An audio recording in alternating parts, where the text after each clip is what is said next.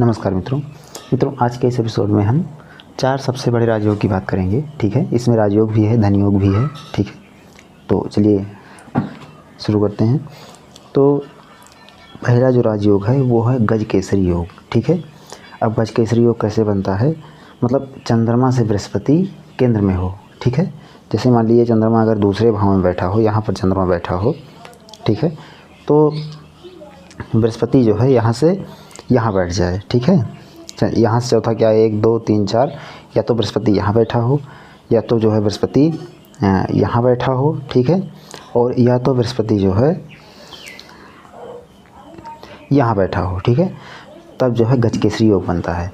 और ये गजकेसरी योग यदि चंद्रमा या बृहस्पति दोनों में से कोई अस्त नहीं होना चाहिए या नीच का नहीं होना चाहिए, नंबर 2। ठीक है, और दोनों में से यदि उच्च के निकल जाएं, या चंद्रमा उच्च का हो या बृहस्पति उच्च का है, तब तो ये योग इतना प्रबल होता है कि ऐसा इंसान जो है इतिहास रच देता है, कोई बहुत बड़ा काम कर देता है। ठीक है, और यदि दोनों में से कोई अस्त है या कोई नीच का है, या दोनों नीच के हैं या दोनों पीड़ित हैं, तब मतलब ये राजयोग का फल बहुत न्यून हो जाता है। इस बात को भी ध्यान रखना चाहिए।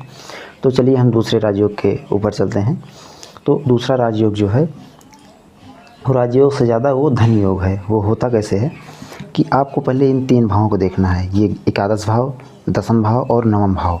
इन तीनों में से कोई एक भाव में ऐसा हो जाए कि मंगल, ठीक है, मंगल बैठ जाएं और चंद्रमा, मंगल चंद्रमा दोनों एक साथ बैठ जाएं। किसमें, ये या तो इसमें या तो इसमें या तो इसमें, तीनों में से कोई एक भाव में।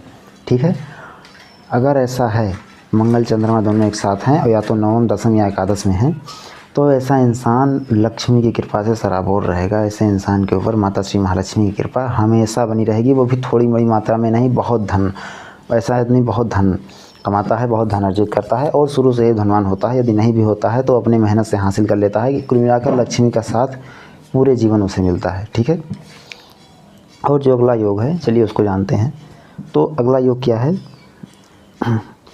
अगला योग ये है कि बुध और शुक्र, ठीक है, बुध और शुक्र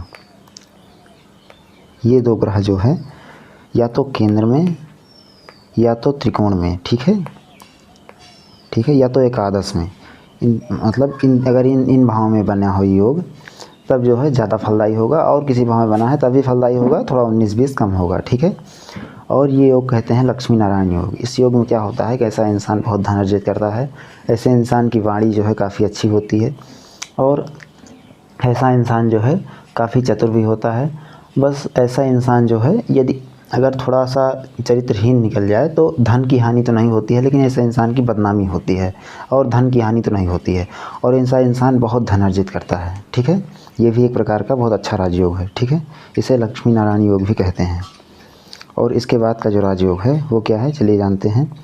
तो जो अगला राजयोग है वो राहु ग्रह से है। राहु ग्रह जो है या तो यहाँ बैठा हो, ठीक है, या तो राहु ग्रह यहाँ बैठा हो तीसरे भाव में, या तो यहाँ बैठा हो छठे भाव में, या तो जो है यहाँ एकादश भाव में राहु बैठा हो। और यहाँ पर या तो 2 नंबर लिखा हो, मतलब क्या लिखा हो, या तो 2 नंबर लिखा हो, या तो 6 नंबर लिखा हो, या तो 11 नंबर लिखा हो, या तो 3 नंबर लिखा हो, या फिर 12 ही नंबर क्यों ना लिखा हो। इन चारों में से कोई एक नंबर लिखा हो और इन तीनों में से कोई एक भाव में राहु बैठा हो।